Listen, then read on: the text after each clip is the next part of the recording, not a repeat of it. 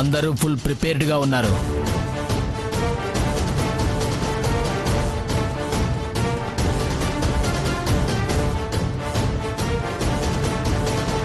Okay,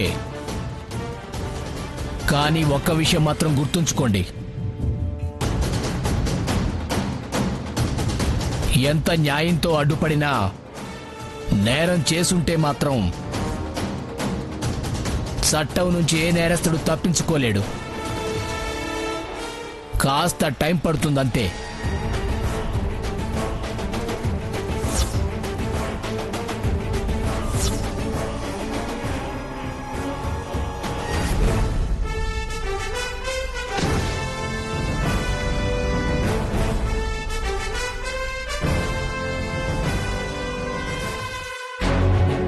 పులి బోన్లో ఉంది కదా అని దాని ముందు తోకాడిస్తే బయటపడ్డాక చీరేస్తుంది. నా మొగుడి పరిస్థితి కూడా అంతే. ఈ రోజో రేపో బయటికి రావడం ఖాయం. మళ్ళీ ఆయన మినిస్టర్ అవ్వడము ఖాయం. జాగ్రత్తగా ఉండండి. నమస్తే మేడం. నీకోసమే ఎదురు చూస్తున్నాను లాయరు. బెయిల్ సంగతి ఎంతవరకు వచ్చింది? అన్ని రకాలుగా ప్రయత్నిస్తున్నా మేడం. 4 రోజులు లేట్ అయినా పర్లేదు, తప్పకుండా వస్తుంది. కానీ దానికంటే ముందు మీకు పనికొచ్చే మ్యాటర్ ఒకటి ఉంది, చెప్తా వినండి. ఏంటది? వాయుపుత్ర గారు ఆశ్రయం ఇచ్చిన ఒక అమ్మాయి నిన్న నుంచి కనపడలేదు.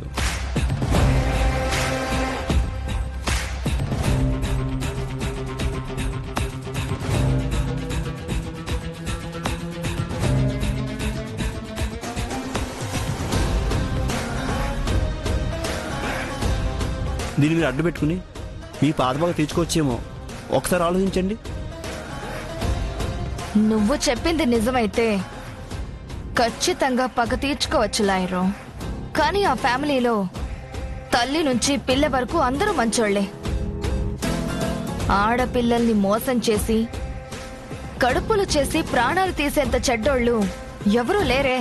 కానీ బయట న్యూస్ అలా ఉంది మేడం. వాళ్ళు వీళ్ళు చెప్పే గాలి కబుర్లు చెప్పకు. కరెక్ట్ గా ఏం జరిగిందో తెలుసుకో. మ్యాటర్ ఏంటో తెలుసుకోకుండా మధ్యలో దూరితే చావు దెబ్బ తినాల్సి వస్తుంది. అసలే అక్క చెల్లెళ్ళు ఖతర్నాక్. తేడా వస్తే ఆట ఆడుకుంటారు. అర్థమైంది మేడం. అసలు ఏం జరిగిందో కరెక్ట్గా తెలుసుకుంటాను.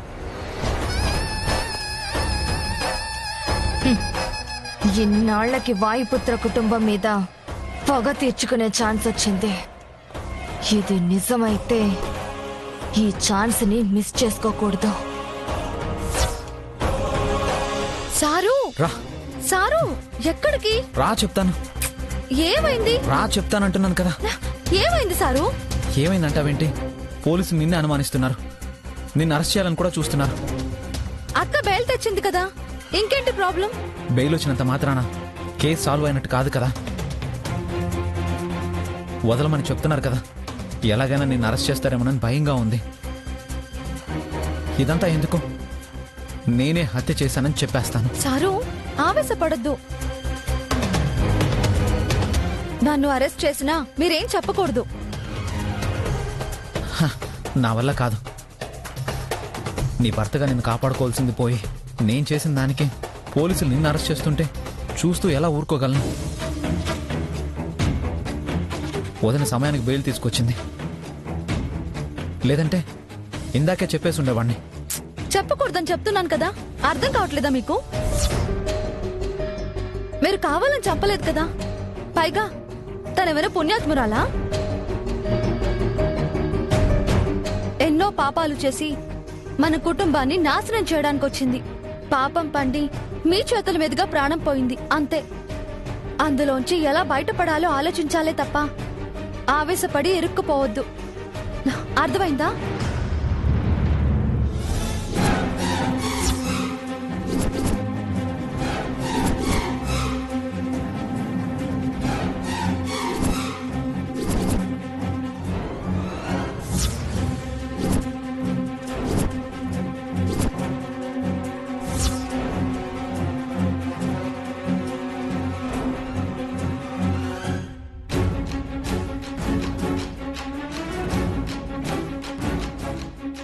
నాని,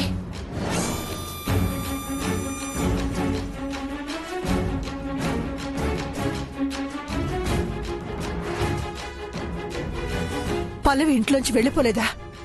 చనిపోయిందా? నాని, నువ్వు కారణమా?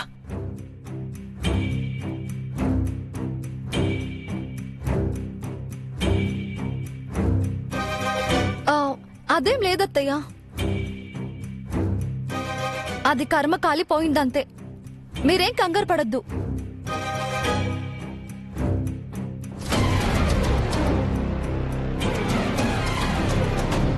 కంగారు పడకుండా ఎలా ఉండమంటావమ్మా? జరిగిందెవరా చిన్న విషయమా? ఒక మనిషి ప్రాణం పోయింది.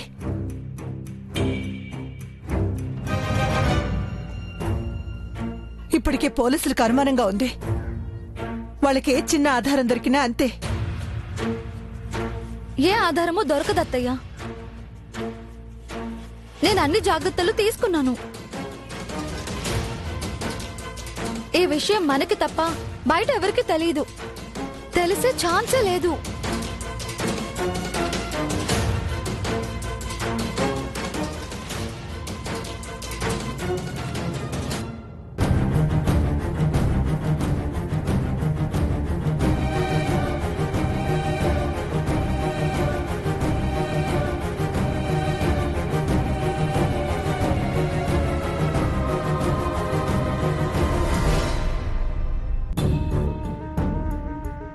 ఏంది అందరూ నన్ను చూస్తుండ్రు? నేనేడు చెప్పేస్తాను అనా?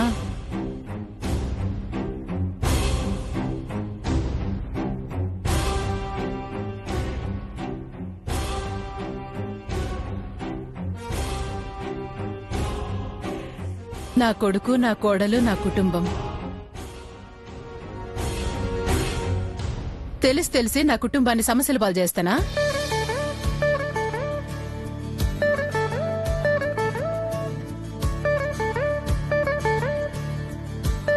అయినా పల్లవి లాంటి దానికి ఇట్లా జరుగుడే న్యాయం.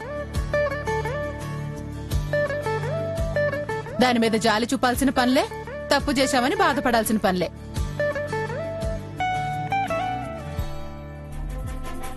నిజమే, కానీ పోలీసులు అలా అనుకోరు కదా. ఎవరి చేతిలో ప్రాణాలు పోయాయో వాళ్ళని నేరస్తులుగా చూస్తారు. చనిపోయిన వాళ్ళు ఎంత పెద్ద నేరస్తులైనా సరే వాళ్ళని చంపడం నేరంగానే పరిగణిస్తారు.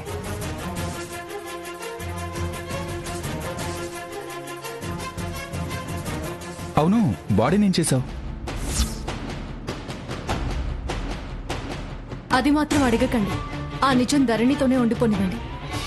పొరపాటున నిజం బయటపడితే, పోలీసులకు బాడీ దొరికితే మనల్ని ఎవరూ కాపాడలేరు.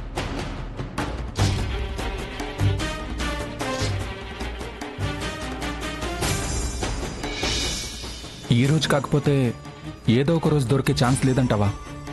పోలీసులకు మన మీద అనుమానం పోయి ఈ కేసు నుంచి పూర్తిగా బయటపడే దారి చూడాలి.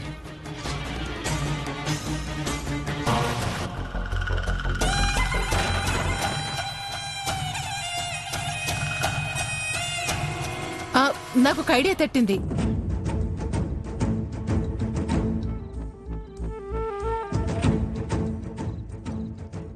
ఎవరిదో శవం చూపించి శ్రావణి చచ్చిపోయిందని అందరినీ నమ్మించింది కదా.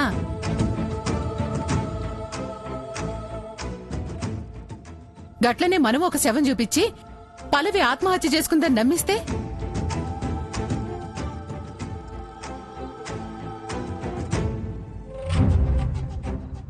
అత్తయ్య, అది వర్కౌట్ కాదు. ఆత్మహత్య చేసుకుందని నమ్మించినా మనమే హత్య చేశాము అన్నంత యాంగిల్లో నమ్మిస్తారు. పైగా డిఎన్ఏ టెస్ట్లో బాడీ పల్లవిది కాదు అని తేలిపోతుంది.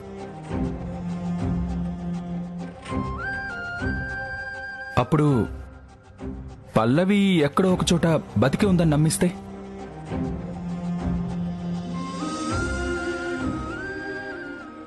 టెంపరీగా నమ్మించొచ్చు, కానీ ఏదో ఒక రోజు నిజం తెలిస్తే మళ్ళీ కథ మొదటికొస్తుంది కదా.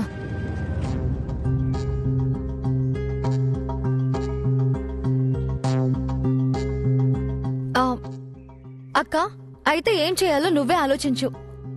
ఎలా ఉండాలంటే అసలు పల్లవి చావుకి మనకి సంబంధం ఉందని మనమే చెప్పినా పోలీసులు నమ్మకూడదు. అలాంటి ప్లాన్ ఏదైనా ఉంటే నువ్వే ఆలోచించు.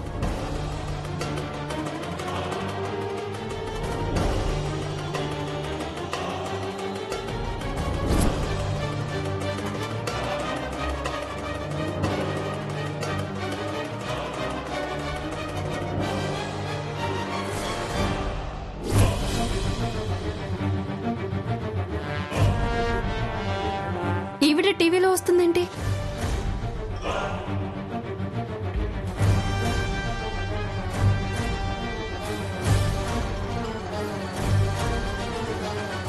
అసలు నా భర్త ఏ తప్పు చేయలేదండి. ఆ వాయుపుత్ర కోడలు శ్రావణి కలిసి తప్పుడు కేసులో నా భర్తను ఇరికించి జైలుకు పంపించారు.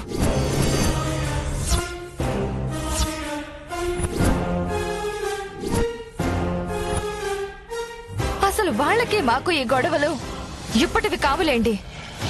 మమ్మల్ని మోసం చేసి మా ఫార్మా కంపెనీలో షేర్లు లాక్కుని మా కంపెనీని వాళ్ళు సొంతం చేసుకున్నారు.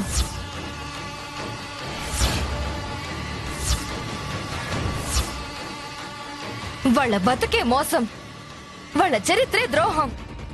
మేం వాళ్ళని వదలం.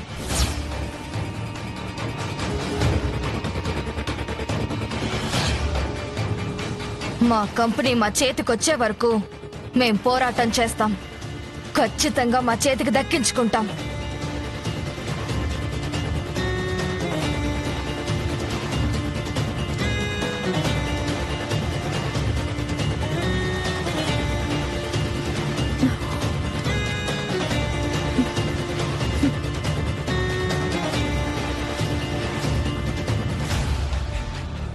ఈ శశికళ ఇలాగే వాగుతూ ఉంటుందక్క. ఈవిడ మాటలేం పట్టించుకోని అవసరం లేదు. ముందు మన సంగతి ఆలోచించు.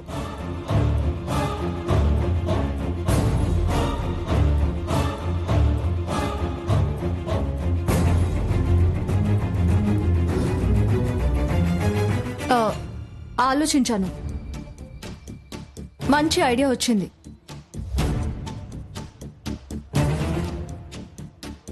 ఈ ప్లాన్ వర్కౌట్ అవుతుంది. ఇక పర్మనెంట్ గా ఈ ప్రాబ్లం నుంచి బయటపడ్డట్టే.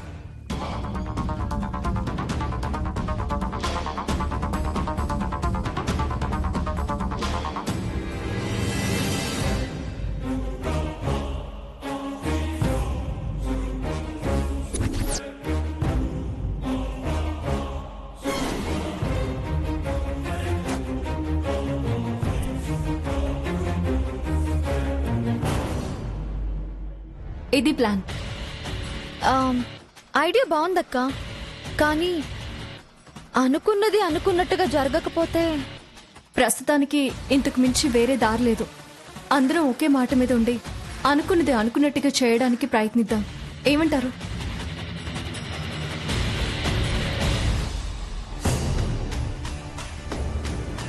నీ ఇష్టం శ్రావణి, నీకేది మంచిదనిపిస్తే అదే చెయ్యి. బ్రతుకుండి అలా సాధించింది, చచ్చి ఇప్పుడు ఇలా సాధిస్తుంది. ఏదో ఒక రకంగా ఈ కేసు నుంచి బయటపడితే అదే చాలు.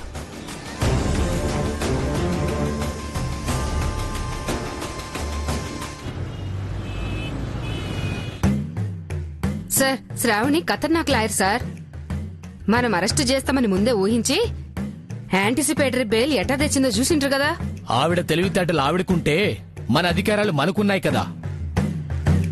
అరెస్టు చేసి స్టేషన్కి తీసుకురాకపోవచ్చు, కానీ పల్లవి మిస్ అయింది అదే ప్లేస్ కాబట్టి అక్కడికి వెళ్లి వాళ్ళందరినీ ఇంట్రాగేట్ చేయొచ్చు. సార్, అందరినీ ఒకేసారి అడిగితే అంతా కలిసి కన్ఫ్యూజ్ చేస్తుండ్రు. ఎవరికి వాళ్ళని సెపరేట్ గా ఇంట్రాగేట్ చేద్దాం. ఎవరో ఒకరు నిజం బయట పెడతారు. ఓకే, ఈసారి ఎవరు కాపాడతారో ఎవరు అడ్డుస్తారో చూద్దాం. Let's move.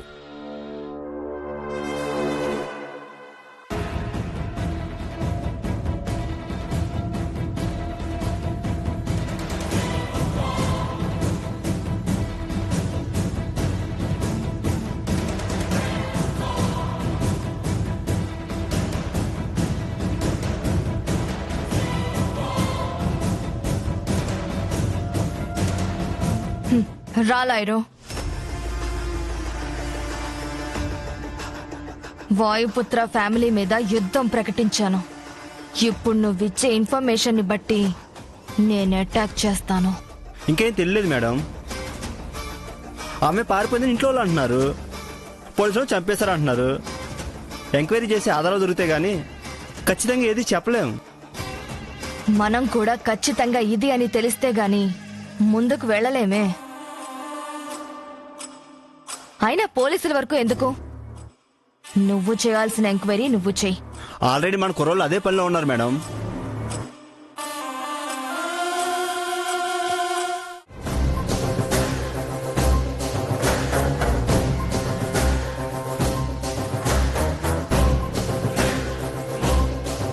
కనకం, సార్,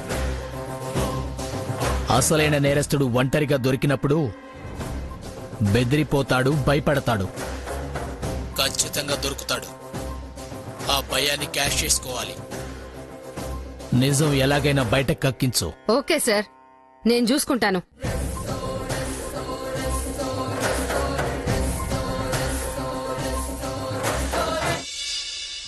కూసో.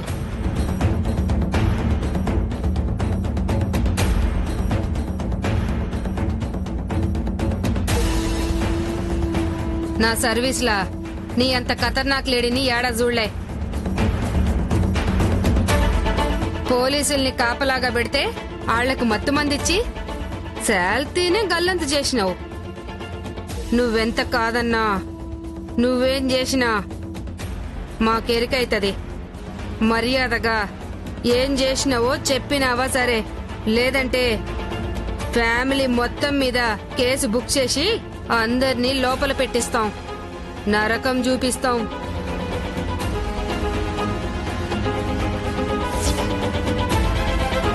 మా ఇంట్లో వాళ్ళకేం తెలీదు. వాళ్ళని మాత్రం ఏం చేయొద్దు. మరైతే నువ్వు చేసినావా? ఏం చేసినావో చెప్పు. చెప్తాను మేడం, మొత్తం చెప్పేస్తాను. ఎస్, ఇప్పటికి దొరికింది. ఇక మొత్తం కక్కుద్ది. కనుకో కనుకో చెప్పు. ఆ రోజు రాత్రి పల్లవి రూమ్ దగ్గరికి వెళ్ళాను.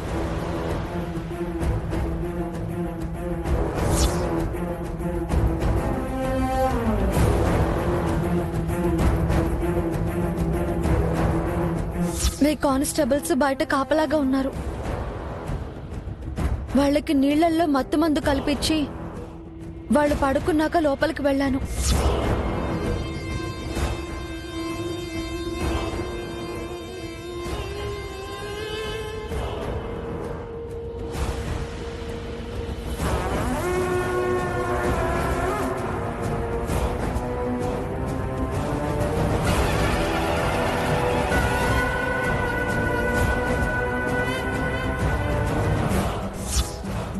మామూలుగా మాట్లాడదామని వెళ్ళాను.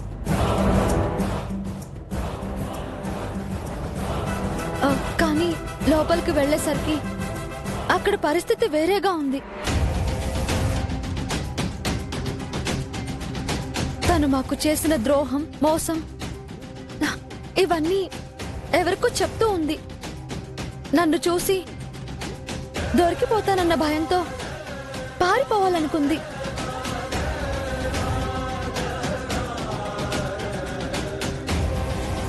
నేను పట్టుకుని గట్టిగా వెనక్కి లాగాను. అంతే, గోడ మీద పడి తల పగిలి చనిపోయింది. అంతకు మించి ఏం లేదు, యాక్సిడెంటల్ గా జరిగిపోయింది. ఎట్టా జరిగితే ఏంది, నీ వల్లే చచ్చింది కదా. బాడీని ఏం చేసినావు? నేనేమీ చేయలేదు. ఎప్పుడైతే చనిపోయిందో భయంతో బెడ్రూమ్ లోంచి వెళ్ళిపోయాను. కనకం, తనకి ఖచ్చితంగా తెలుసు. బాడీ గురించి చెప్పకుండా నువ్వు అస్సలు వదలొద్దు. Okay sir. ఏయ్, నాటకాలు ఆడుతున్నావా? మనిషిని చంపి బాడీ ఏమైందో తెలియదంటే నమ్మడానికి పిచ్చోళ్ళం అనుకున్నావా? చూడండి, నా వల్ల పల్లవి చనిపోయింది, అది నిజం. నిజమని ఒప్పుకున్నాను. బాడీ గురించి అయితే నాకు తెలీదనే చెప్తున్నాను. మీరే శిక్ష కావాలన్నా వేసుకోండి, కానీ బాడీ గురించి మాత్రం అడగండి.